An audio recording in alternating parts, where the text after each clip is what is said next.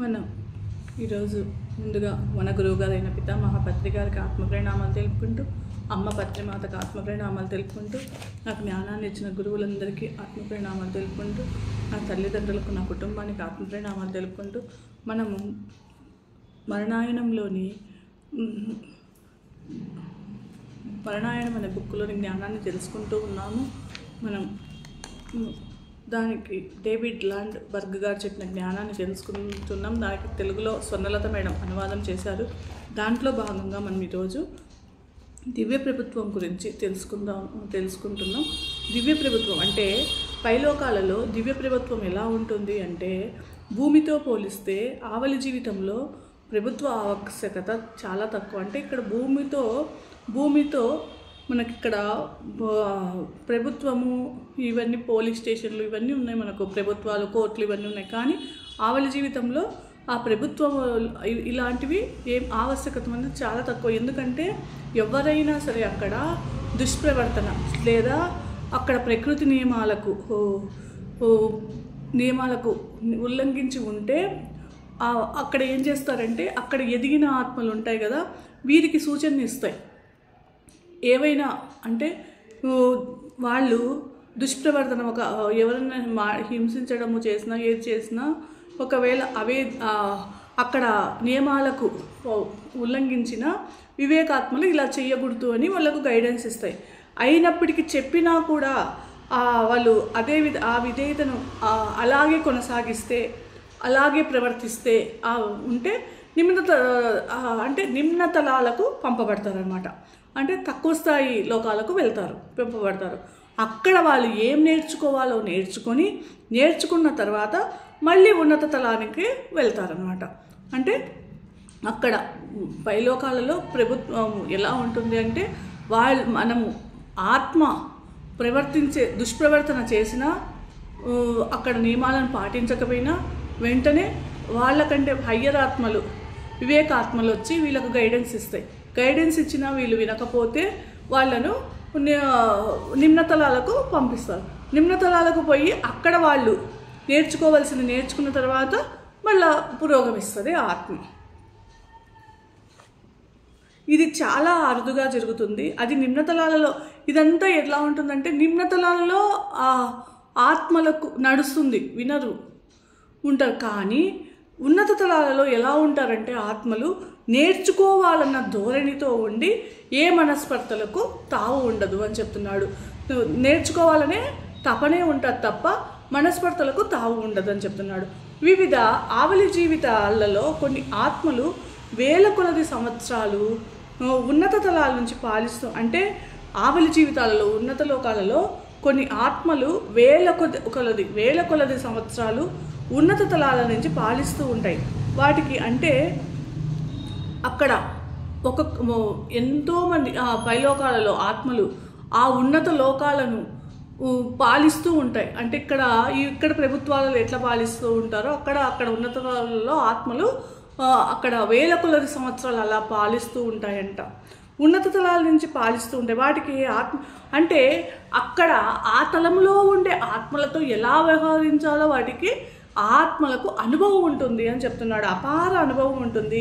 వాళ్ళు ఉన్నత తలాల్లో పాలించే ఆత్మలకు దయ, జాలి, కరుణ, ఓర్పు, సానుభూతి, ప్రతి ఒక మానవాళి పట్ల అవగాహన, వాళ్ళకు అందరినీ చూసి వాళ్ళకు అవగాహన ఉంటుంది. వాళ్ళ పట్ల మానవాళి పట్ల అవగాహన కలిగి ఉంటారు అని చెప్తున్నారు.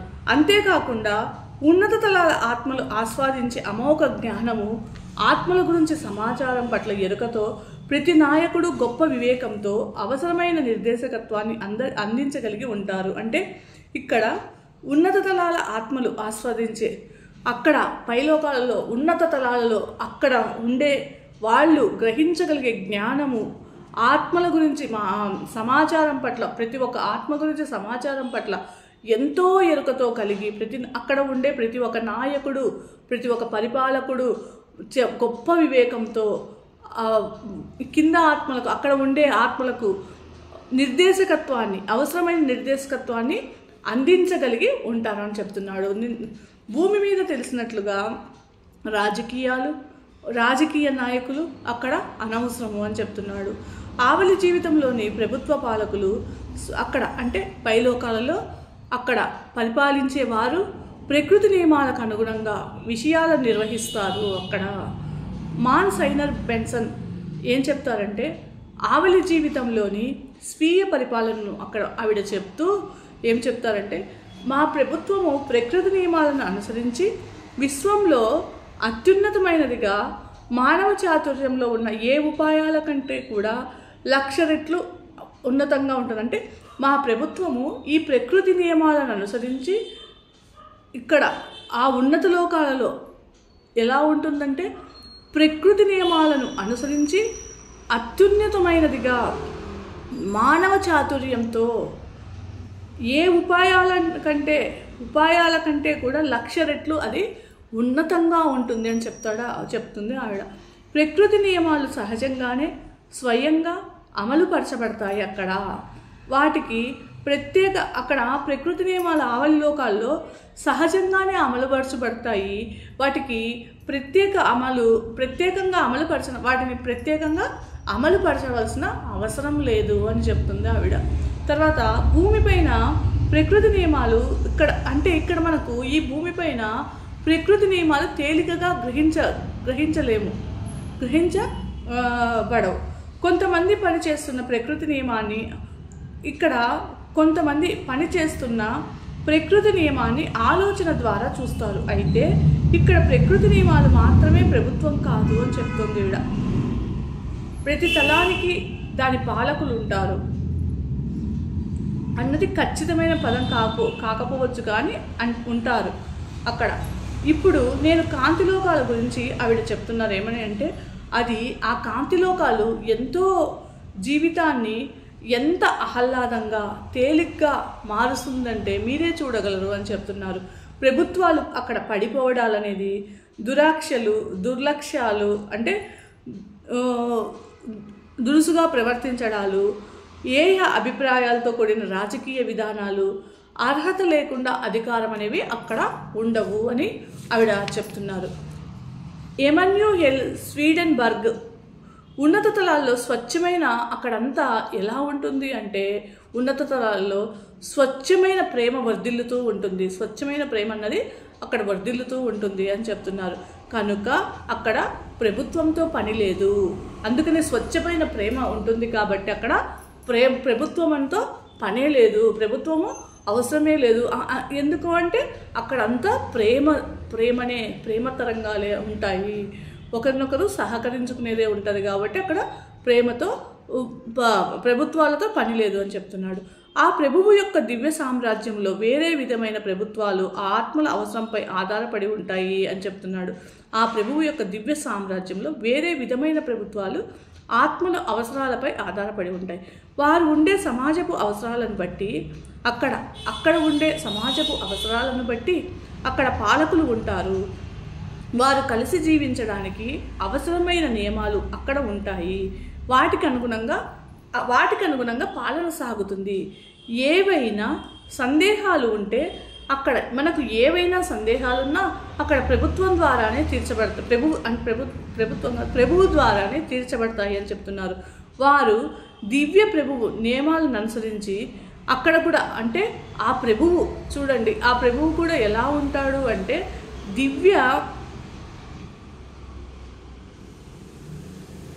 ఆయన దివ్య ప్రభువు అక్కడ నియమాలను అనుసరించి అందరి శ్రేయస్సు ప్రతి ఒక్కరి శ్రేయస్సుగా భావిస్తూ మిగిలిన వారి కంటే ఎక్కువ ప్రేమ వివేకాలతో తాము ఆశించిన శ్రేయస్సును అందించే మార్గాలను అన్వేషిస్తూ ఎవరిపైనైనా ఆధిపత్యం చెలాయించకుండా సేవతో అక్కడ ఆయన నిర్వహిస్తారు. వారు తమను ఇతరుల కంటే గొప్పగా ఎప్పుడు అంత ప్రభు అయినా కూడా ఎలా ఉంటారంటే వాళ్ళు ఆ ప్రభువు ఎలా ఉంటాడు అంటే ఇక్కడ మనకేం చెప్తున్నాడంటే దివ్య ప్రభువు అక్కడ ఉండే నియమాలను అనుసరించి ప్రతి ఒక్కరి శ్రేయస్సును అంటే అందరి శ్రేయస్సే ప్రతి ఒక్కరి శ్రేయస్సుగా భావిస్తూ మిగిలిన వారి కంటే ప్రేమ వివేకాలతో ఉండి వాళ్ళు ఆశించిన శ్రేయస్సును అందించే మార్గాలను, అంటే వాళ్ళు ఏవైతే అంటే ఇలా పరిపాలిస్తే ఇంకా వీళ్ళు ఉన్నతంగా ఎదుగుతారు, అలా వీళ్ళు ఇంకా బాగుపడతారు అని వాళ్లకు తెలిసిన మార్గాలను, ఆశించిన శ్రేయస్సును అందించే మార్గాలను వాళ్ళు అన్వేషిస్తూ, అంటే ఇంకా ప్రజలు ఇంకా ఎట్లా బాగుపడతారు, ఇంకా ఎలా ఉన్నతంగా ఎదుగుతారు అనే వాళ్ళు ఇంకా ఉన్నతమైన మార్గాలను ఎతుకుతూ ఉంటారు. ఎతుకుతూ ఎవరిపైన ఆధిపత్యం శ్రీరాముడు కూడా ఆ కాలంలో అలాగే ఈ భూమిలో ఇంకా వీళ్ళకు ఈజీ అయిన మెథడ్ పంటలు పండించాలంటే జనక మహారాజు ఎన్నో ప్రజలకు ఎంత ఇదిగా వీళ్ళను, అంటే ఎంత బాగా వాళ్ళను మనము ఇది చేయాలి, ప్రజలకు ఎంత ఈజీగా ఉన్నతంగా ఎదిగేదానికి ఇంకా సౌకర్యాలు ఎలా కల్పించాలని ఎంతో తపనతో ఆయన ఉండేవాడు. అలాగా ఇక్కడ కూడా ప్రజల శ్రేయస్సే కోరుతారు అని చెప్తున్నాడు. సర్వుల శ్రేయస్సే ప్రతి ఒక్కరి శ్రేయస్సుగా భావిస్తూ మిగిలిన వారి కంటే ఎక్కువ ప్రేమ వివేకాలతో తాము ఆశించిన శ్రేయస్సును అందించే మార్గాలను అన్వేషిస్తూ, అంటే వాళ్ళు ఏవైతే వీళ్ళు ఉన్నతంగా ఈ విధంగా వెళ్తే ఇంకా ఉన్నతంగా ఎదుగుతారు అని వాళ్ళు ఆ మార్గాలను ఎతికి వాళ్ళు నేను గొప్ప అనేది లేకుండా ఆధిపత్యం ఎవరిపైన ఆధిపత్యం చెలాయించకుండా సేవతో నిర్వహిస్తారు. ఏదైనా సేవతో నిర్వహిస్తారు, ఏ పనైనా అని చెప్తున్నారు.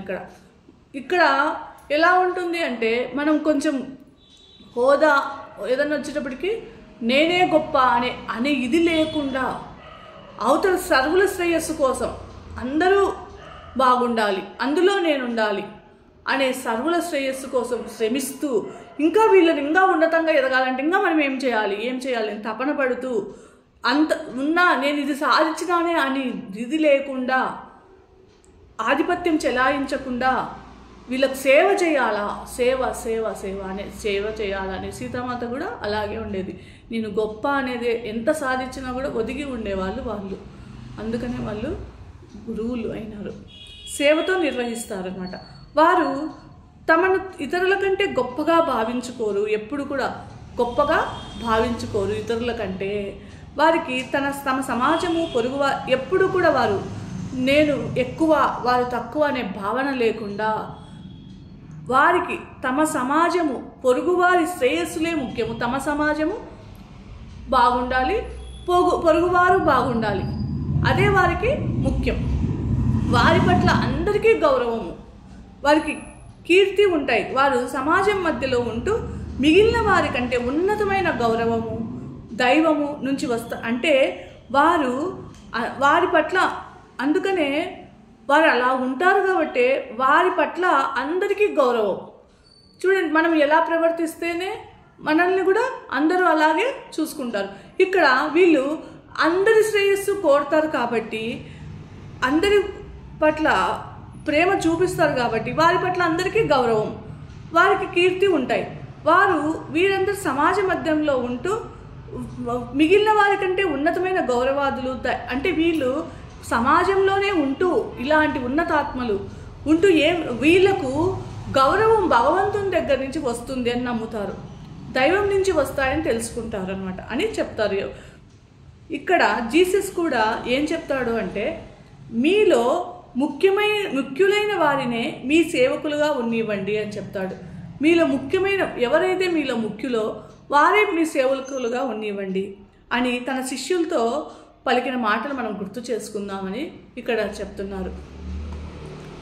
సేవక పాలకుల వెనుక అంటే అక్కడ ఉన్నత లోకాలలో సేవ చేసే వారి వెనుక ఉన్నది ఏమీ ఉండదు. అక్కడ ప్రేమ తప్ప, ప్రేమ మాత్రమే ఉంటుంది అని చెప్తున్నాడు. ప్రేమయే అని బెట్టియడి అనే ఆవిడ చెప్తారనమాట. ఇక ఉన్నత లోకాలు అన్నిటిలో ఉన్నది కూడా ప్రతి ఒక్క ఉన్నత లోకాన్ని చూసుకుంటే అక్కడ ఉన్నదంతా ప్రేమే ఉంది. స్వీయ ప్రేమ కూడా ముఖ్యం అని చెప్తున్నారు. స్వీయ ప్రేమ కూడా ముఖ్యం.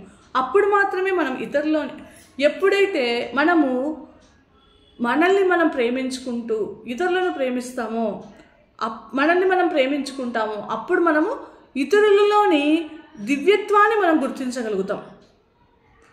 మనం ఇతరులలోని, అందుకనే ఇక్కడ ఏమని చెప్తున్నారంటే బెట్టి ఎడి, ముందు మనము మనల్ని మనం ఎప్పుడైతే ప్రేమించుకుంటామో అవతల వాళ్ళల్లో ఉన్న దివ్యత్వాన్ని మనం గుర్తించగలుగుతాము అని చెప్తున్నారు. దీనంతటిని బట్టి ఇక్కడ మనకు అర్థమయ్యేది ఏంటంటే అత్యున్నత ప్రేమయే, ఎక్కడైనా సరే అత్యున్నత ప్రేమయే పాలిస్తుంది అని చెప్తున్నారు అని మనము అవగాహన చేసుకోవాలి. ప్రేమ ఆత్మను పాలిస్తుంది. మనసును శరీరాన్ని పాలించాలంటే ముందు అంటే ఇక్కడ ప్రేమ అనేది ఆత్మను పాలిస్తుంది. మనం మనసును శరీరాన్ని పాలించాలంటే మనము ఆత్మను బలోపేతం చేసుకోవాలి, బలోపేతం కావాలి. అది సహజ క్రమం అవగాహన చేసుకోవాలంటే ముందుగా మనము సృష్టికర్తను ప్రేమించాలి. అదే అత్యున్నత ప్రేమ. అయితే మనకు ఆ సృష్టికర్తను కలిసే వరకు ఆ అత్యున్నత ప్రేమ గురించి తెలియదు. మనలో క్రీస్తును దర్శించకపోతే, అంటే మనలో ఉన్న దేవుణ్ణి మనం దర్శించలేకపోతే ఎదుటి వారిలో కూడా ఆ భగవంతుని మనము దర్శించలేము అని ఇక్కడ చెప్తున్నారు. ఆధ్యాత్మికత బోధనలన్నిటిలోనూ నిస్వార్థత యొక్క అంటే మనము భగవద్గీత, ఖురాను, బైబిల్ ఏది తీసుకున్నా కూడా అన్ని ఆధ్యాత్మిక శాస్త్రాలన్నిటిలోనూ ఏమి చెప్పబడుతుందంటే నిస్వార్థంగా సేవ చేయడం, దాని గురించి ఎక్కువ చెప్తారు. మన వాస్తవ ప్రకృతితో సమరేఖతో ఉంటూ మన ప్రకృతితో మనం ఉంటూ మనతో మనం జీవిస్తూ పక్కవారితో కరుణ దాతృత్వాలతో మెలుగుతూ, అంటే మనతో మనం జీవిస్తూ పక్కవారితో మనం దాతృత్వంతో కరుణతో మెలుగుతూ జీవితాన్ని నిస్వార్థ సేవతో గడుపుతూ మన పట్ల మన పట్ల మనకు ఏ ప్రతికూల నెగిటివ్ ధోరణి లేకుండా ఉండాలి అని చెప్తున్నాడు. ఏ నెగిటివ్ ధోరణి లేకుండా ఉండాలి.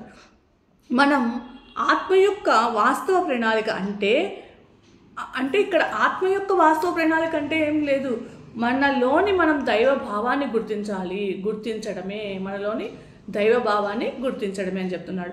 వివిధ మతాలు ఊర్ధాత్మ, దివ్యాత్మ, క్రీస్తు ఆత్మగా తెలిపే నేనే ఉనికిని అన్న దాని పట్ల ఎరుక పొందితే ఇది సాధ్యపడుతుంది. అంటే నేనే దైవాన్ని, నేనే ఉనికినని మనం దాని గురించి మనం ఎరుక పొందితే ఇవన్నీ మనకు సాధ్యపడతాయి. దైవంతో ఏకత్వం నుంచే మనకు ఆ దైవంతో ఏకత్వం నుంచే వాస్తవ ప్రేమ ఇతరుల పట్ల మన దివ్య జన్మ హక్కు అయిన దివ్య ప్రేమ ప్రసరిస్తుంది.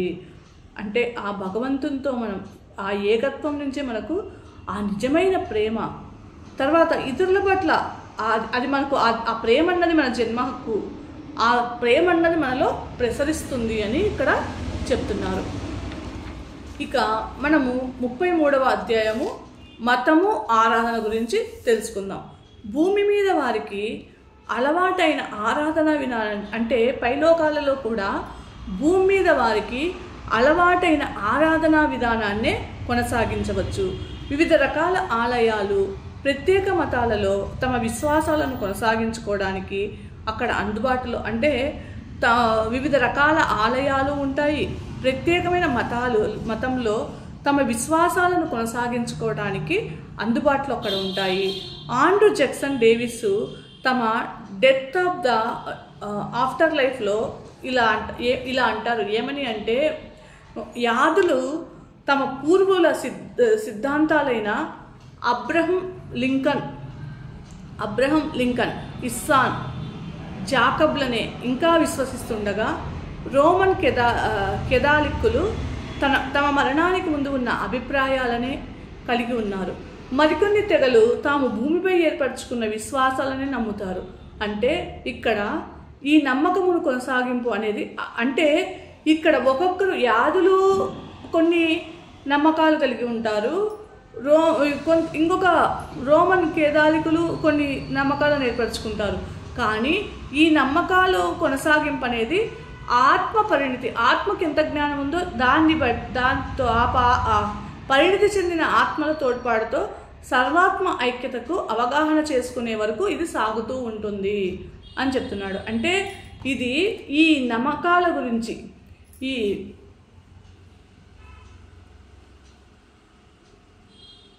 కొంతమంది భూమిపై ఏర్పరచుకున్న విశ్వాసాలను నమ్ముతారు. ఈ నమ్మకం కొనసాగింపు అనేది ఎలా ఉంటుందంటే ఆత్మ పరిణితి చెందిన ఆత్మలతో తోడ్పాటు ఆ సర్వాత్మ ఐక్యతను, అంటే ఈ ఆత్మ పరిణితి చెందిన ఆత్మలతో ఇంకా తెలుసుకొని ఆ సర్వాత్మ ఐక్యతను అవగాహన చేసుకునేంత వరకు ఇది సాగుతూనే ఉంటుంది.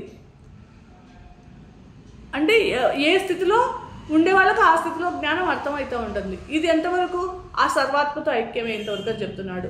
అదే ఆ ఐక్యతను అవగాహన చేసుకునేంత వరకు ఇది సాగుతూనే ఉంటుంది. భూమి మీద నేర్చుకున్న మతం వారికి సొంత ఇంటిలా అక్కడ మనకు ఇక్కడ ఈ భూమి మీద మనం నేర్చుకున్న మతము వారికి సొంత ఇంటిలా భావించేటట్లు చేస్తుంది. కానీ క్రమంగా ఆత్మలన్నీ తమ పూర్వ విశ్వాసాలు, వాస్తవ కోణాలు, తమ ఆధ్యాత్మిక జీవితంతోనూ సృష్టికర్తతోనూ సమగ్రతతో ఉండడాన్ని గ్రహిస్తారు.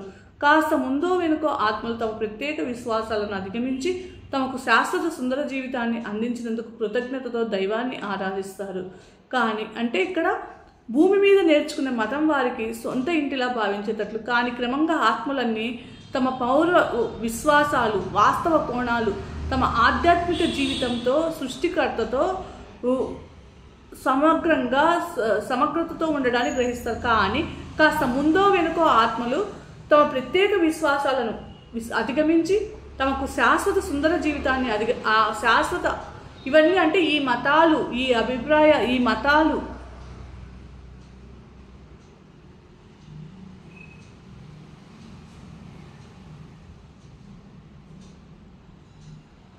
ఈ పూర్వ విశ్వాసాలు ఇవన్నీ అంటే ఈ ఆధ్యాత్మిక జీవితంలో సృష్టికర్తతో సమగ్రతతో ఉండడానికి గ్రహిస్తారు.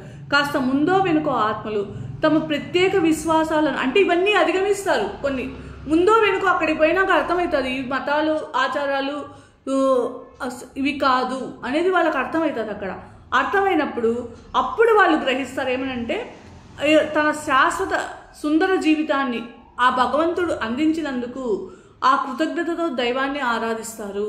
ఇక్కడ చూడండి, ఆచారాలు, కట్టుబాట్లు, మతాలు ఇవన్నీ కాదు అనేది పైలోకాలలో అప్పుడు ఆత్మలు గ్రహిస్తారు. గ్రహించి అసలు నిజమైనది ఏంది, భగవంతునితో సృష్టికర్తతో ఉండడాన్ని, సమగ్రతతో ఉండడాన్ని గ్రహిస్తారు. అప్పుడు వాళ్లకు ఆ భగవంతుడు నాకు ఇంత మంచి జీవితాన్ని ఇచ్చినాడని కృతజ్ఞతతో దైవాన్ని అప్పుడు ఆరాధిస్తారు అని చెప్తున్నాడు. ఉన్నతాత్మలు ఏ విభజన లేకుండా, అంటే ఉన్నతాత్మలకు ఏ విభజన అనేది లేకుండా దైవ ప్రార్థన, కృతజ్ఞతలు కలిగి ఉంటాయి. జ్ఞానం ఉన్న ఆత్మలు ఏ విభజన లేకుండా దైవ ప్రార్థన, కృతజ్ఞతలు కలిగి ఉంటాయి. ఈ సృష్టికర్త ఆరాధనలో మూర్ఖ సిద్ధాంతాలు, భావజాలాలు, మత సూత్రాలు అనేవి ఉండవు అని చెప్తున్నాడు.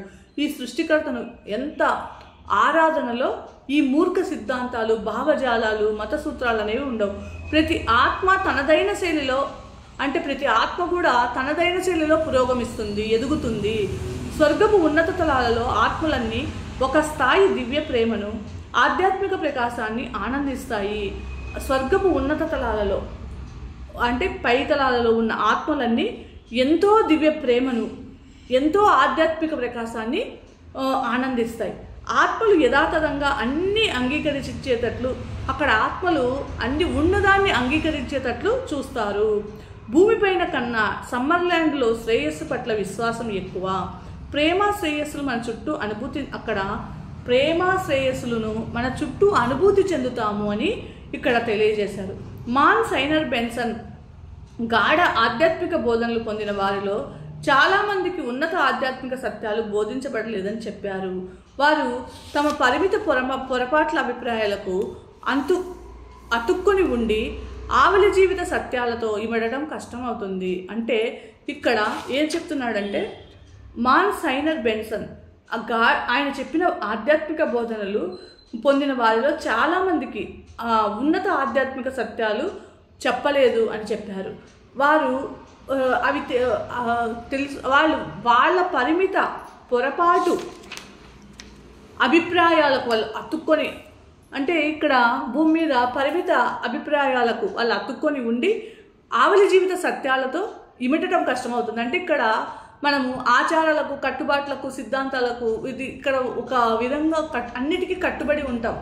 ఉన్నప్పుడు పైలోకాలకు పోయినప్పుడు ఇవి లేవు అనేది తెలిసినప్పుడు ఆ జీవిత సత్యాలతో ఇమడడం అనేది అప్పుడు చాలా కష్టం అవుతుంది అని చెప్తున్నాడు. వారు ఎంతైనా మంచివారు, భూమి మీద ఎంతైనా మంచివారు అవ్వచ్చు, కానీ పూర్తిగా మూర్ఖ మత నమ్మకాలతో నిండి ఉన్న వారితో ప్రవర్తించడం చాలా కష్టం అని చెప్తున్నాడు. ఇక్కడ భూమి మీద ఎంతో మంచివారు అయి ఉండవచ్చు, కానీ వాళ్ళు మూర్ఖపు నమ్మకాలతో, మత నమ్మకాలతో ఉండే వాళ్ళతో అక్కడ వ్యవహరించాలంటే చాలా కష్టము అని ఇక్కడ చెప్తున్నాడు. వీటన్నిటికీ మించి మనకు ఇబ్బంది కలిగించేది మన మానసాలు ముడి ప్రాథమిక వర్ణనలతో తమ ఆదిమ భావాల గాథల ఆధారంగా అన్వయించబడే మతాలకు చెందినవి. వారు తమ శాశ్వత తత్వాన్ని పూజలు, భజనలు, మత గ్రంథాలు చదవడంతో గడుపుతారు.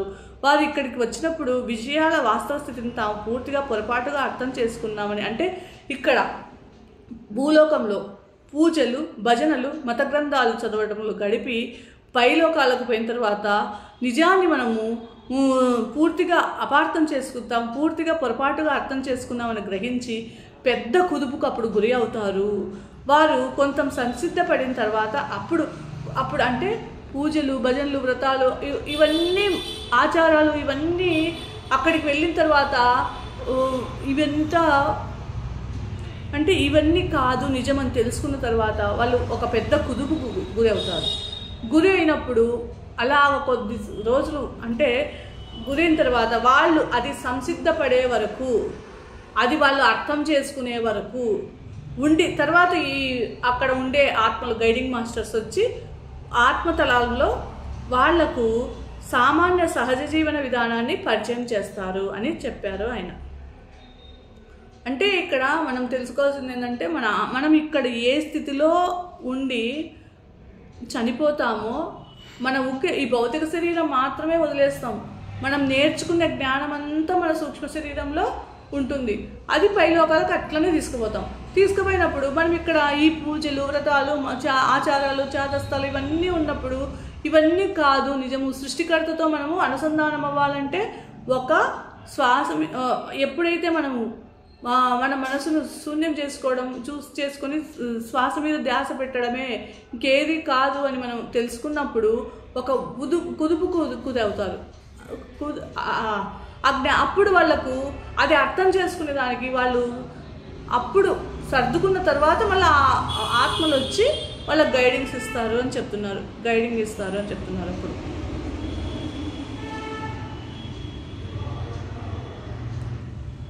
వారు కొంత సంసిద్ధపడిన తర్వాత మళ్ళీ ప్రవేశించి వారికి ఆత్మతలంలో ఉండే అక్కడ ఆత్మతలంలో సామాన్య సహజీవన విధానాన్ని అప్పుడు పరిచయం చేస్తారు. మనం ఇక్కడ ఒక దానికి అలవాటు పడి ఉంటాము. అక్కడికి పోయినాక ఇది కాదు, భగవంతునికి దగ్గర అయ్యే విధానం ఇది కాదు అని తెలుసుకున్నప్పుడు అప్పుడు ఒక కుదుపుకు కుదవుతారు. కొంచెం వాళ్ళు సర్దు మరిగిన తర్వాత మళ్ళీ ఆత్మలు వచ్చి వాళ్ళకు అక్కడ జీవన విధానాన్ని, అక్కడ సహజ జీవన విధానాన్ని, సామాన్య సహజ విధానాన్ని అక్కడ పరిచయం చేస్తారు అని చెప్తున్నాడు. ఇమాన్యుయల్ స్వీడన్బర్గ్ ఆవలి జీవితంలో ఒప్పందం ప్రకారం సిద్ధాంతాలు, ఉపన్యాసాలు ఉంటాయని ఆవిడ చెప్తారు. ఇక్కడ ముఖ్యమైనది ఏంటంటే ప్రేమపూర్వక జీవితం గడుపుతూ దివ్యత్వంతో ఉంటూ దివ్యత్వంలో ఒక ఆత్మ అంతర్గత అనుభవం పొందడం. అంటే ఇక్కడ ఆవిడ ఏం చెప్తారు అంటే ప్రేమపూర్వక జీవితం గడుపుతూ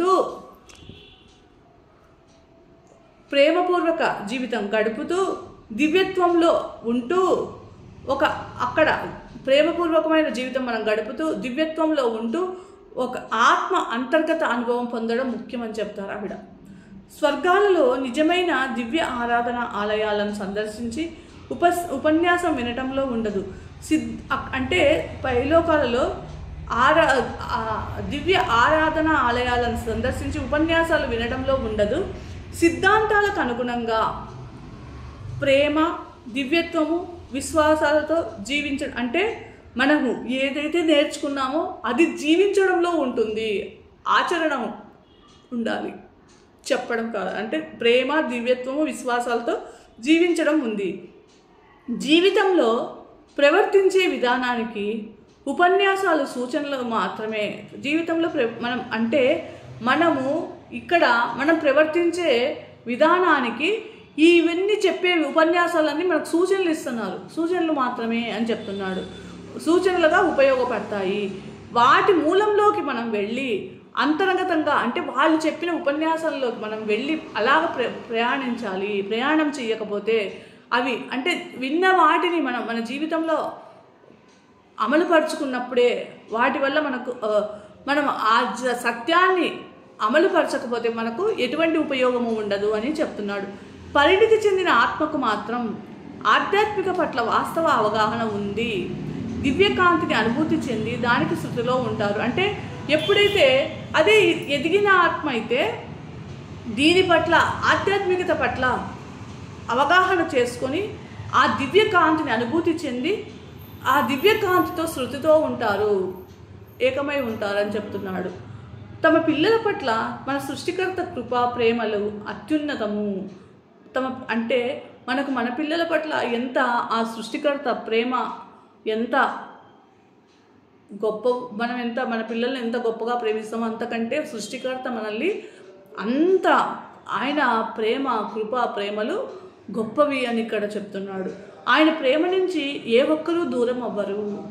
ఆత్మలకు అతి ముఖ్యమైనది వ్యక్తిత్వంగా తమలోని అంటే ఆత్మలకు ముందు ముఖ్యమైనది ఏంటంటే వాళ్ళలో దైవాన్ని గుర్తించడమే ముఖ్యమైనది. అందుకనే రమణ మహర్షి గురువులు ఏం చెప్తారు, నువ్వెవరో తెలుసుకో, నువ్వెవరో తెలుసుకో అని చెప్తారు. ఏ ఒక్కరు ఆత్మలకు అతి ముఖ్యమైనది వ్యక్తిగతంగా తమలోని దైవాన్ని గుర్తించడమే. ఆ గుర్తింపు తమలోనే దైవాన్ని తెలుసుకొని అంటే మనల్ని గుర్తించుకొని మన దైవాలమని గుర్తించుకొని మనల్ని అనుభూతి చెందాలి. గుర్తించినప్పుడు మనము అనుభూతి చెందడానికి అది దోహదం చేస్తుంది అని చెప్తున్నాడు. రెవరెండ్ జి వెల్ బోయన్ ఏం చెప్తాడంటే జీసస్ పట్ల తమ ప్రేమను చెప్తూ ఏం చెప్తాడంటే మనుషులు చేసిన పొరపాటు సజీవమైన చెలించే జీవితాన్ని ఒకానొక పుస్తకంలో ఆటంకపరచడమే. వాళ్ళు ఆ పుస్తకాన్ని అద్భుతంగా యథాతథంగా చూడకుండా తప్పులేనిది సంపూర్ణమైనదిగా భావించారు. కానీ క్రీస్తు జీవితము ప్రపంచంలో కొనసాగింది ఇప్పటి వాళ్ళనే. ఆనాడు క్రీస్తు వృద్ధులైన శ్రేష్ఠులతో తన దేవదూతుల ద్వారా మాట్లాడిన విధానాన్ని ఇప్పుడు తనతో మాట్లాడడాన్ని చూసి అర్థం చేసుకుంటున్నారు. ఈ మనుషులు పురోగమనం చెందుతూ తమ వెనుక ఉన్న కాంతికి ఆనందించడమే కాకుండా తమ ముందు ఉన్న మరింత ప్రకాశవంతమైన కాంతిని చూస్తూ ప్రగాఢ ఆనందంలో మునుగుతారు. ఆయన మీ ముందు ఉన్నాడు, భయపడకుండా ఆయనను అనుసరించండి. ఆయన మిమ్మల్ని నడిపిస్తాడని వాగ్దానం చేసి ఉన్నాడు, ఆయనను అనుసరించండి. దానిని కనుగొనడానికి అవసరమైన మన ప్రేమ, సత్యం పట్ల ప్రగాఢ ఆకాంక్ష, మన వినయపూర్వక ప్రార్థనలు, దివ్య నిర్దేశకత్వం కోసం అభ్యర్థించడము మనపై దయను కురిపించి మనపై దయను కురిపించి ఆ తోడ్పాటును అందిస్తాయి. అయితే స్వేచ్ఛా ఇచ్చల వలన మనం అడగనిదే స్వర్గం నుంచి సహాయం అందబడదు. బెట్టి ఎడి ప్రకారం మనం తర్వాత స్థాయికి చేరుకునే వరకు మనకు పునాదులు అవసరమని ఆవిడ చెప్తారు. దైవం మనకు ఒకే ఆలయాన్ని, స్వచ్ఛ మతాన్ని ఎందుకు ఇవ్వలేదంటే మనలో ప్రతి ఒక్కరూ విభిన్న ఆధ్యాత్మికత అభివృద్ధిలోనూ అవగాహనలోనూ ఉన్నాం. ప్రతి ఒక్కరూ భిన్న స్థాయిలో ఆధ్యాత్మిక అభివృద్ధికి సిద్ధమై ఉన్నారు. ఎవరికి కావాల్సింది వారికి బోధించాలి. కనుక భూమిపై ఇన్ని మతాలు అవసరమయ్యాయి. ప్రతి ఆలయము వేరే ఆలయం సంతృప్తిపరచలేని ఆధ్యాత్మిక అవసరాలను తీరుస్తుంది. అభివృద్ధి చెందిన తలాల్లో ఆత్మలు అక్కడ సమృద్ధవంతమైన కాంతి వలన ఏకత్వంలో శృతిలోకి రావడంపై కేంద్రీకరిస్తారు. ఆత్మ జీవ మూలంతో గాఢ శృతితో ఉండి కాంతిని పెంపొందించుకునే అవకాశాలను హత్తుకుంటుంది.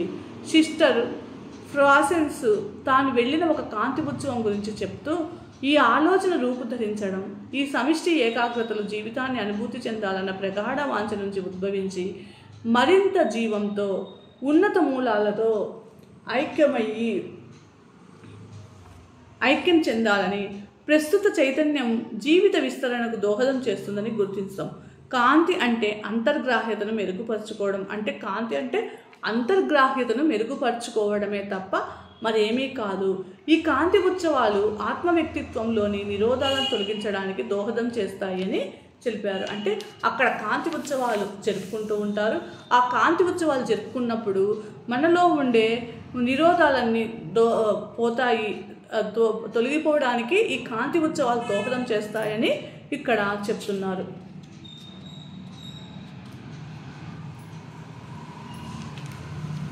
మనో సంభాషణ గురించి ఇక్కడ ఏం చెప్తున్నారంటే, మనో సంభాషణ అనేది భూమి మీద వారికి ఆశ్చర్యకరమైన విషయం. ఇక్కడది అది భూమి మీద ఎక్కడ ఉన్నవారికైనా సమాచారం నిరపగలగడమే కాకుండా మన దైనందిక వాస్తవం నుంచి సుదూర తరాల్లో వాళ్ళతో కూడా మనసుతో సంభాషించే సామర్థ్యం.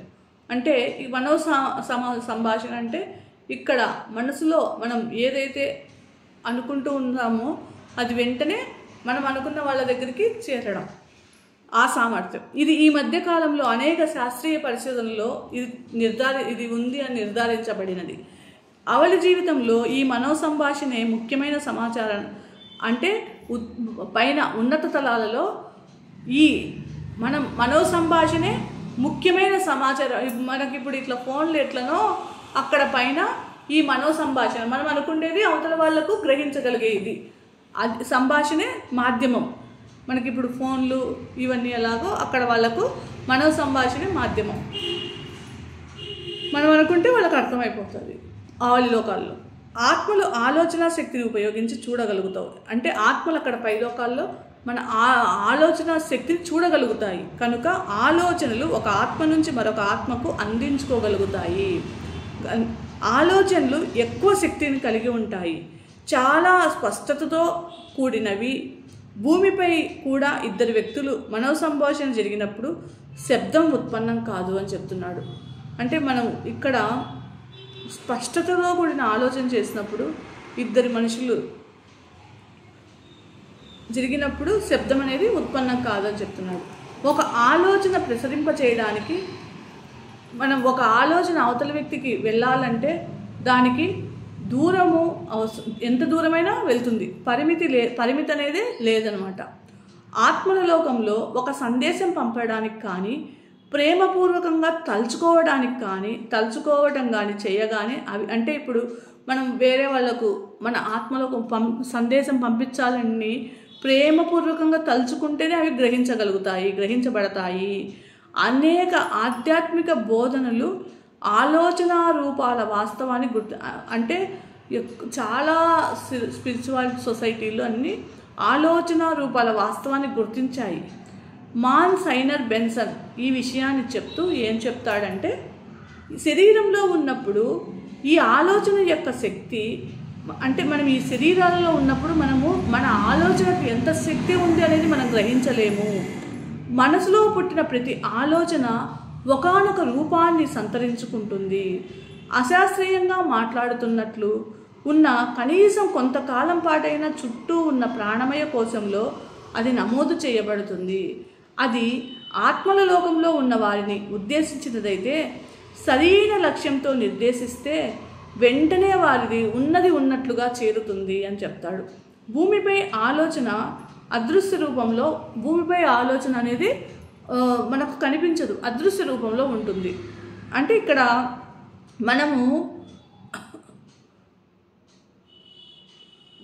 ఒక ఆలోచన చేసినట్లయితే అది ఆత్మలోకంలో వారి గురించి ఆలోచన చేసినట్లయితే ఉద్దేశించినదైతే సరైన లక్ష్యంతో నిర్దేశిస్తే వెంటనే ఉన్నట్లు వాళ్లకు చేరుతుంది అని చెప్తున్నాడు. ఇక్కడ భూమిపై ఈ ఆలోచనకు దృశ్యం అనేది ఉండదు, అదృశ్య రూపంలో ఉంటుంది. అంటే కనపడదు, మనకు అదృశ్య రూపంలో ఉంటుంది అని చెప్తున్నాడు. ఆలోచన ఒకానొక భిన్నతలంలో ఉన్నత తలంలో అది ప్రసరించిన శరీరము మెదడు అంటే ఆలోచన ఒకానొక భిన్న తలంలో ఉన్నత తలంలో అది ప్రసరించిన శరీరము మెదడులను దాటి ఉండవచ్చు. అదే ఆత్మలోకంలో అయితే అదే ఇక్కడ అంటే మనకి ఇక్కడ ఈ ఆలోచన మన ఈ తలంలో ఈ శరీరాన్ని మెదడును దాటుతుంది. అదే ఆత్మలోకంలో అయితే ఒకే తలానికి చెంది ఉంటుంది. ఆత్మల తలంలో ఆలోచనకు అంటే అక్కడ ఆత్మల తలంలో ఆలోచనకు వెంటనే చర్య ఉంటుంది, తక్షణ చర్య ఉంటుంది. మీరు ఇక్కడికి వచ్చే వరకు ఆలోచన నిజంగా అంటే మనకు ఈ భూమి మీద ఆలోచన ఏం చెయ్యగలదో మనకు తెలియదు. మొదటిసారి మనము తెలిసినప్పుడు సకారాత్మకంగా మనం ఆశ్చర్యపోతాం అని చెప్తాడనమాట. అంటే ఆలోచనకు అంత శక్తి ఉంటుంది అని తెలిసినప్పుడు మనము ఆశ్చర్యపోతామని చెప్తున్నాడు. ఏదైనా ఇక్కడ మనము మన మైండ్లో ఒక ఆలోచన చేసినాము అంటే అది ఖచ్చితంగా వితిన్ సెకండ్లలో అవతల వాళ్ళకు చేరిపోతుంది. అంత శక్తి ఉంటుంది అనేది మనం ఇక్కడ నిర్ఘాంతపోతామని తెలియజేస్తున్నాడు. ఆలోచన శక్తి, ఆలోచన రూపాల వాస్తవికత అనే అంశము చాలా ఆసక్తికరమైనది. దివ్య జ్ఞాన సమాధానానికి చెందిన అనిబిసెంట్ గారితో పాటు అనేక మంది దీని గురించి రాశారు. మనము నూతన ఆలోచన నమూనాలను ఏర్పరచుకుంటే మనం ఆ నమూనాలకు చెందిన అంటే మనము నూతన ఆలోచన కొత్త ఆలోచన నమూనాలను మనం ఏర్పరచుకుంటే మనము దాన్ని ఆకర్షించవచ్చు. మనం కొత్త ఆలోచనలు అంటే ఆలోచన నమూనాలను, నూతన ఆలోచన వాటిని మనము ఆకర్షించవచ్చు అని రాశారు. మనం శరీరంలో ఉండగా మన శరీరాల చుట్టూ ఉండే సాంద్రత ఎక్కువ కనుక మన మెదడుకు ఆత్మలోకం నుంచి సందేశం గ్రహించడం కష్టం. అంటే మనము ఈ భౌతిక శరీరంలో ఉన్నప్పుడు మన శక్తి తక్కువ కనుక మనము అక్కడ నుంచి మన మెదడుకు ఆత్మలోకం నుంచి వచ్చే సందేశాలను గ్రహించడం అనేది కష్టము అని చెప్తున్నాడు. అక్కడ మన ప్రియతములు మన ప్రేమపూర్వక ఆలోచనలు మనము ఏ ఆలోచనలు మనం చేసే ఆలోచనలు ఆవలి లోకంలో వారు మన ప్రియతములు ఆలోచనలు ప్రేమపూర్వక ఆలోచనలు గ్రహిస్తారని తెలుసుకోవడం ఎంతో మనకు ఆనందదాయకం అని చెప్తున్నాడు. ఆలోచన ప్రసరణ ఎంత తేలికో అలాగే ఆలోచనలు వ్యక్తిగతంగా ఉంచుకోగలగడం కూడా సంభవమే. ఒక ఆత్మ అసంకల్పిత సందేశాలు పంపకుండా అంటే ఇక్కడ ఆలోచన ఇక్కడ ఏం చెప్తున్నాడంటే మనం ఈ ఆలోచనను ఎంత ఈజీగా అవతల వాళ్ళకు ఎంత ఈజీగా ఒక ఆలోచన చేస్తామో అలాగే ఆలోచనలను వ్యక్తిగతంగా ఉంచుకోవడం కూడా సంభవం. అంటే ఎలా పడితే అలా ఆలోచించే ఆ సందేశాలు పంపకుండా ఎరుకతో ఉండడం కూడా అంతే ముఖ్యం అని చెప్తున్నాడు. ఒకసారి ఆత్మ ఆవలి జీవితంలోకి అడుగు పెట్టితే సరిగ్గా ఆలోచించడం కష్టం కాదు. ఇతరుల ఆత్మల గురించి ఆలోచించేటప్పుడు నకారాత్మకంగా కానీ తీర్పరితనంగా కానీ లేకుండా చూసుకుని ఎరుక అంటే మనం ఎప్పుడైనా ఇక్కడే మనం అది ప్రాక్టీస్ చేసుకోవాలి. ఎప్పుడైనా ఏం చెప్తున్నాడంటే ఇతరుల ఆత్మల గురించి ఎవరి గురించి అయినా ఆలోచించేటప్పుడు వాళ్ళను నెగిటివ్గా ఆలోచించడం కానీ తీర్పు ఇచ్చడం వీళ్ళు ఇట్లాంటి వాళ్ళే అని వీళ్ళింతే వాళ్ళ గుణమే ఇట్లా తీర్పు ఇవ్వడం కానీ లేకుండా మనం చూసుకోవాలి. ఆలోచించేటప్పుడు వాళ్ళు అంత నెగిటివ్ ఎరుక ఉండాలి, మనకు చూసుకునే ఎరుక ఉండాలి. అదేవిధంగా ఎవరికైనా విచారంతో కూడిన ఆలోచన పంపాలంటే దానికి తగిన శక్తి కూడా కావాలి. బెట్టి ఎడి తన మరణానికి చేరువైన అనుభవంలో ఒక అద్భుత ప్రశాంత స్థితిలో అంతా సరిగ్గా ఉంటుంది అన్న సందేశాన్ని ఆ సంకల్పం అనుభూతులతో సహా మనో సంభాషణలో అందుకున్నాడు. ఈ భావాలు ఆలోచనలు ఆత్మ నుంచి ఆత్మకు మేధస్సు నుంచి మేధస్సుకు అందించబడతాయి. ఈ ఆలోచనలు భావాలు అనేది హృదయం నుంచి హృదయానికి ఆత్మ నుంచి ఆత్మకు మైండ్ నుంచి మైండ్కు అందించబడతాయి అని చెప్తున్నాడు. వారు స్వచ్ఛ జ్ఞానంగా పిలిచే విధానంలో అత్యంత వేగంగా అందిస్తారు. నేను వారి ఉద్వేగాలు సంకల్పాలను కూడా అనుభూతి చెందాను, వారి ప్రేమను అనుభవించాను, వారి భావాలను అనుభవించాను, వారు నన్ను ఎంతగానో ప్రేమించారు కనుక అది నాకు చాలా ఉల్లాసాన్ని కలిగించింది అని ఆవిడ చెప్తారు. ఈ విధానంలో ఆత్మ సమాచారం నేర్పడం అనేది ఇంత ముందన్న నా వ్యక్తీకరణ సామర్థ్యంతో పోల్చలేనంతగా ఉన్నతంగా ఉంది అని చెప్తారు. భూమి మీద మనుషులు ముసుగులు వేసుకొని తమ నిజస్వరూపాన్ని కప్పిపుచ్చుకుంటారు. ఆ విధమైన ముసుగులు ఆవలి జీవితంలో చాలా కష్టం. ఇక్కడ మనము ఎంతో అందంగా కనిపిస్తాము, లోపల ఆత్మ శుద్ధి ఉండదు. కానీ అక్కడ ఆవలి జీవితంలో ఇలా ఉండడం కష్టం, చాలా అరుదు అంటాడు. ఆలోచనలు వ్యక్తిగతంగా ఉంచుకోవచ్చు కానీ ఆత్మ యొక్క మౌలిక లక్ష్యం సంకల్పం స్పష్టంగా అక్కడ అంటే ఆలోచనలు వ్యక్తిగతంగా ఉంచుకోవచ్చు, కానీ అక్కడ ఆత్మ యొక్క మౌలిక లక్షణాలు సంకల్పము స్పష్టంగా మనం అక్కడ దర్శించవచ్చు. అంటే ఆ ఆత్మ యొక్క లక్షణాలను, ఆ సంకల్పాన్ని మనకు ఆవలి లోకంలో మనం చూడవచ్చు అని చెప్తున్నారు. భూమిపైన కూడా ముసుగులు ధరించడం వీలుపడకపోతే జీవితం ఎలా మారుతుందో ఇలా అంటే ఇక్కడ ఏం చెప్తున్నాడంటే ఆవలి లోకంలో ఆత్మ ఎలాంటి గుణాలను కలిగి ఉందో మనం చూడొచ్చు. ఈ భూమి మీద కూడా ఇట్లా చూడగలిగితే జీవితాలు ఎలా మారుతాయో ఒక్కసారి మీరు ఊహించుకోండి అని చెప్తున్నాడు. నిజాయితీ లేకపోవడం, లంచగొండితనాలు, ముసుగును సత్యకాంతి తొలగిస్తుంది. చిత్తశుద్ధి గల నాయకులు అప్పుడు తయారవుతారు. సత్యం అత్యంత గౌరవాదులు పొందుతుంది. ఫలితంగా ప్రజలు అక్కడ ఐక్యత గురించి ఆలోచిస్తారు. మనం ఒక్కొక్కళ్ళము మరి సృష్టికర్తకు ఎంత సన్నిహితులమో గుర్తిస్తాము. అప్పుడు భూమిపై శాంతి, మానవాళికి శ్రేయస్సు అనేది ఎంతో తేలికగా సమకూరుతుంది అని చెప్తున్నారు. ఇక 35వ చాప్టరు మనోశక్తి గురించి తెలుసుకుందాం. ఆనందానికి కీలకము మన మనోశక్తి సరిగ్గా ఉపయోగించడమేనని ఆధునిక సైంటిస్టులందరూ చెప్తున్నారు. భూమిపై మనం మాట్లాడే మాటల కన్నా ఆవలి జీవితంలో మనో సంభాషణ అనేది చాలా శక్తివంతమైనది. ఆలోచనల శక్తిని గురించి సిస్టర్ ఫ్రాన్సిస్ బాక్స్ ఏం చెప్తారంటే, ఈ నూతన జీవితంలో ఆలోచన సంభావత సూటి అయిన పౌనపుణ్యంతో దూసుకుపోతుంది. వెంటనే ఫలితం వస్తుంది. ఇక్కడ రవ్వంతైన సంక్షేమము, పురోగతి, ఆనందము మరి ఉల్లాసాలను మరి అక్కడ అంటే మన ఆత్మ ఎదుగుదల, ఆనందము అనేది వాళ్ళ ఆలోచన విధానమే నిర్ణయిస్తుంది అని చెప్తున్నాడు. తాము ఆలోచించిన విధానంగానే అక్కడ వారి పరిస్థితులు, ప్రదర్శన సహచరులు మన ఆలోచనను బట్టి అక్కడ పరిస్థితులు మనకు అక్కడ ఇచ్చే సూచనలు ఇచ్చే వాళ్ళు ఉంటారు అని చెప్తున్నాడు. మనం ఈ కొత్త పౌనఃపుణ్యంలో జీవించడం నేర్చుకోవాలి. మనోద్వారాలను రక్షించుకొని ప్రతికూల ఉద్రేకాలు అంటే మనము ఇప్పుడు ఈ ఎనర్జీతో జీవించడం నేర్చుకోవాలి. ఇక్కడ మనం ఎలా ఉండాలంటే మన మనోద్వారాలను రక్షించుకొని నెగిటివ్ ఆలోచనలు మన లోపలికి ప్రవేశించకుండా చూసుకోవాలి అని చెప్తున్నాడు. ఇక్కడ భూమిని వదిలిన తర్వాత మన ఆనందాన్ని, పురోగతిని నిర్ణయించేది అంటే భూమిని వదిలిన తర్వాత మన ఆనందాన్ని, మన ఎదుగుదలను మనల్ని నిర్ణయించేది మన ఆలోచనలే కనుక అందుకనే ఇక్కడ ఈ భూమి మీద ఉండగానే మనము మన ఆలోచనల పట్ల ఎరుక కలిగి ఉండాలి. దీన్ని మనము సాధన చేయాలి. ఇదే ముఖ్యము అని చెప్తున్నాడు. ఎందుకంటే మనము ఈ భూమి మీద వదిలి వెళ్ళగానే మన ఆలోచనలే మన జీవితాన్ని శాసిస్తాయి. అక్కడ నిర్ణయించేది ఆలోచనలే కనుక ఇక్కడే మనం ఈ భూమి మీదనే మన మనసును మన గ్రిప్లో పెట్టుకోవాలి. మన ఆలోచనల పట్ల మనకు ఎరక ఉండాలి. కనుక శరీరం ఉండగానే దాన్ని సాధన చేయడం ముఖ్యము.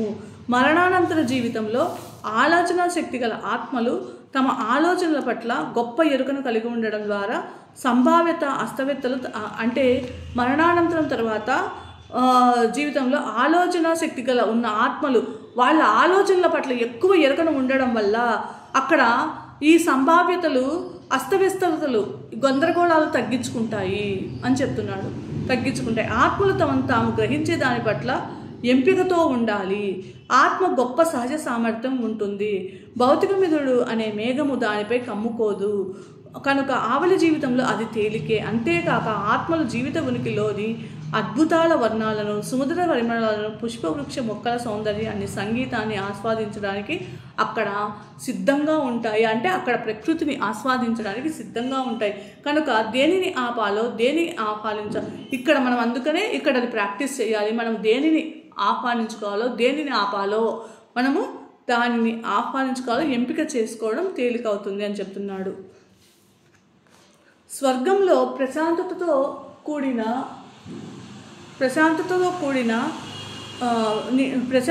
నిండి అణిచివేతలేవి అక్కడ ఉండవు. ప్రశాంతతతో నిండి అణిచివేతలేవి ఉండవు. అది ఏ అస్తవ్యస్తతనైనా తగ్గిస్తూ అత్యున్నత సౌందర్య వ్యక్తీకరణ కోసం నిర్మించబడి ఉంటుంది.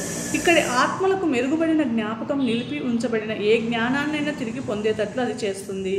మన చేతన, సుప్తచేతన, మానసాల అద్భుత జ్ఞాపక శక్తి మనం కొత్త నైపుణ్యాలను మరింత సమర్థవంతంగా నేర్చుకుని నిలుపు ఉంచడానికి తోడ్పడుతుంది. ఇక్కడి పరిపూర్ణ జ్ఞాపక శక్తి ప్రయోజనాల గురించి మాన్ సైనర్ బెన్సన్ ఏం చెప్తాడంటే, ఆత్మలోకంలో మన జ్ఞాపకాలు నిరంతరం నిలిచి ఉంటాయి.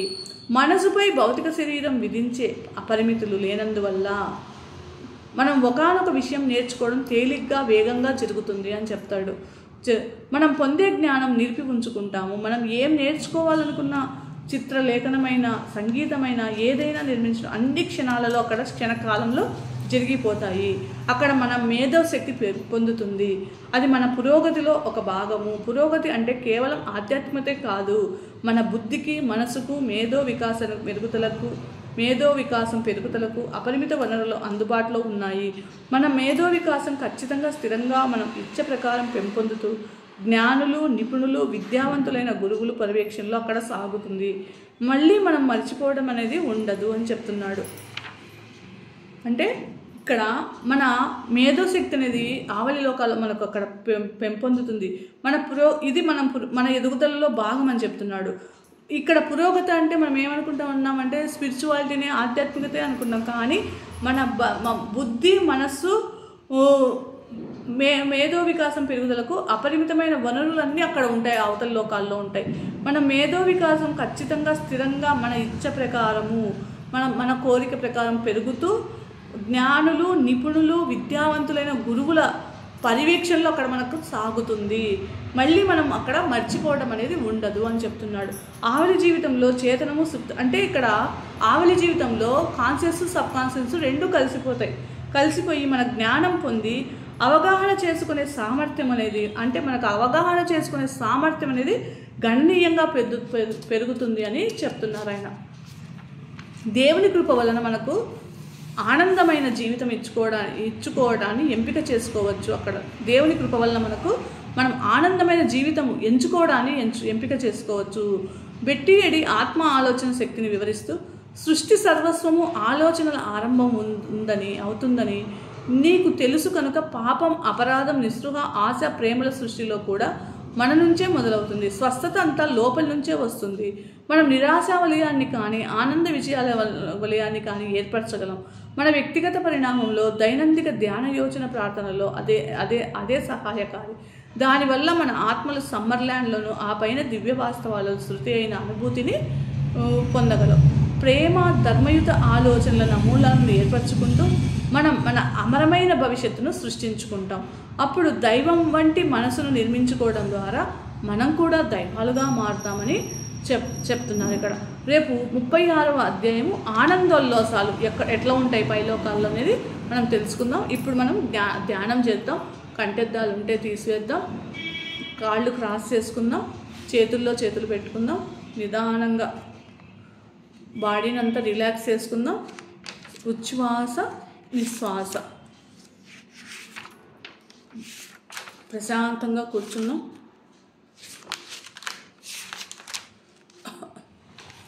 ఇప్పుడు తెలిసిన జ్ఞానాన్ని అంతా మనం ఒక్కసారి గుర్తు చేసుకుందాం. మన పైలోకాలలో ప్రభుత్వం ఎలా ఉంటుంది అంటే, ఇక్కడలాగా ప్రభుత్వాలు ఏమీ ఉండవు. అక్కడ అక్కడ ఏ ఆత్మలైనా దుష్ప్రవర్తన చేసినా, దురుసుగా ప్రవర్తించినా వాళ్ళు ఉన్నతలో అంటే పరిణితి చెందిన ఆత్మలు వాళ్ళకు గైడెన్స్ ఇస్తారు. వాళ్ళు అది వినకుండా మళ్ళీ అలాగే ప్రవర్తిస్తే నిమ్న లోకాలకు పంపిస్తారు. అక్కడ వాళ్ళు ఎదిగిన తర్వాత మళ్ళీ వస్తారు అని చెప్తున్నారు.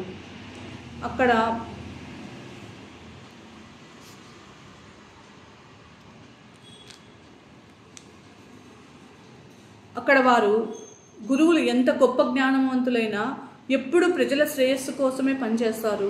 అందరూ పొరుగువారి శ్రేయస్సే ముఖ్యం అనుకుంటారు. సమాజం పట్ల శ్రేయస్సులు కలిగి ఉంటారు. వాళ్ళు భగవంతుని నుంచే వాళ్ళ గౌరవము, కీర్తి లభిస్తాయని ఆశిస్తారు.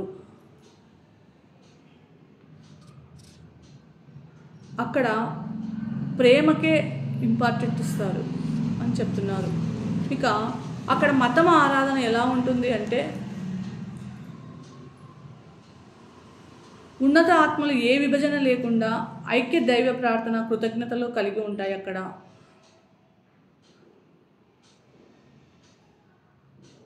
అని చెప్తున్నారు.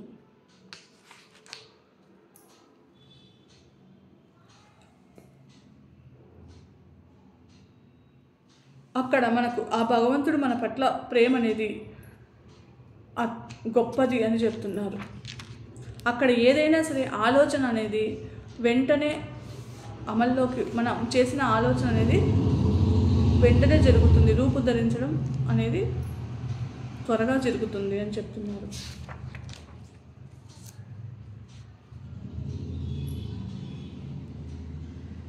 ఉచ్ఛ్వాస నిశ్వాస మనోసంభాషణ. ఇక్కడ మనము ఏదైతే ఒక ఆలోచన చేస్తామో మనం ఆలోచించిన వారికి వెంటనే అది వాళ్ళకు చేరుతుంది అని చెప్తున్నారు. మనోసంభాషణ ఇక్కడ ఆవలి లోకంలో మనోసంభాషణ ప్రాముఖ్యం వహిస్తుంది అని చెప్తున్నారు. మానవ సంభాషణే మాధ్యమం అని చెప్తున్నారు.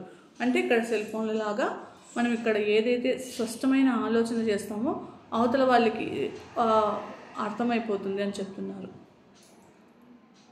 ఎందుకంటే మనం శరీరంలో ఉన్నప్పుడు ఈ సాంద్రత అనేది తక్కువ కనుక, మనం తక్కువ శక్తి స్థాయిలో ఉంటాడు కనుక మనం గ్రహించడం తక్కువ. కానీ ఆత్మలోకాలలో వాళ్ళు మన ఆలోచనలను గ్రహించగలుగుతారు అని చెప్తున్నారు.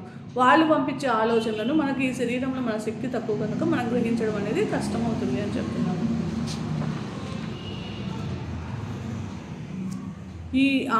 ఈ భావాలు ఆలోచనలు అనేవి మన ఆత్మ నుంచి, మన మేధస్సు నుంచి అందించబడతాయి అని చెప్తున్నారు.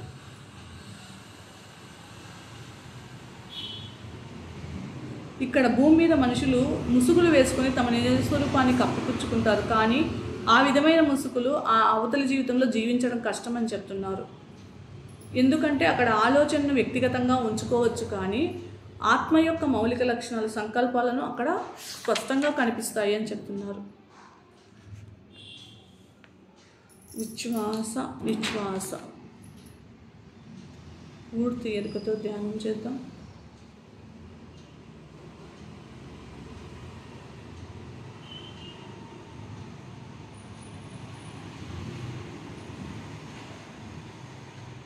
Last 50 seconds. 5 4 3 2 1 0. నిదానంగా అరచేతులు చూస్తూ కళ్ళు తిరుగుతాం ఫ్రెండ్స్. Thank you.